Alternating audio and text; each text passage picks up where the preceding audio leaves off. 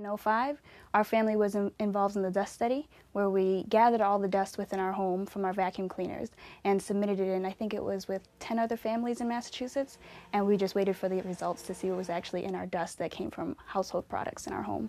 Jacob has fairly significant asthma, which has got my wife and me thinking about, environmental hazards early on.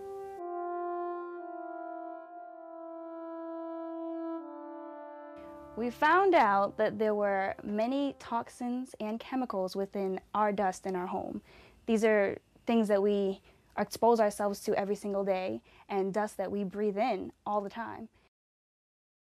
One of the chemicals that we're concerned with, for example, are phthalates, which are used to soften vinyl. Those will be found in children's toys and shower curtains, on our kitchen floors and wallpaper. Another chemical of concern is bisphenol A, which is used as a plasticizer in polycarbonate plastic, also commonly found in the kitchen in the form of infant baby bottles and water bottles that we might take out on a bike trip.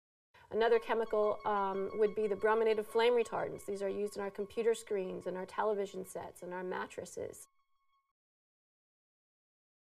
I did find myself getting angry when I looked through the report, in part because I felt helpless. I never thought about flame retardants. I never thought about the stain-resistant pants and shirts that everyone is so keen on these days, and the chemistry that's behind those sort of wonderful innovations. As consumers become more aware of the need for safer materials, companies that offer non-toxic products are benefiting financially. Safer materials are helping to enhance the bottom line in sectors as diverse as clothing, food, and cosmetics. And then there are some promising new developments in laboratories.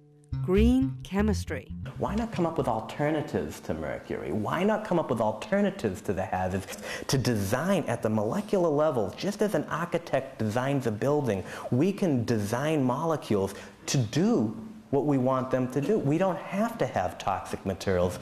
Green chemistry is the science of how to make materials that society depends on in an environmentally responsible way. That's basically what it is how do you make a molecule and have that molecule do all the things you want it to do and not hurt the environment. The chemicals are definitely everywhere within our home, from our bathrooms to our bedrooms, so it only makes sense to provide safer alternatives for us.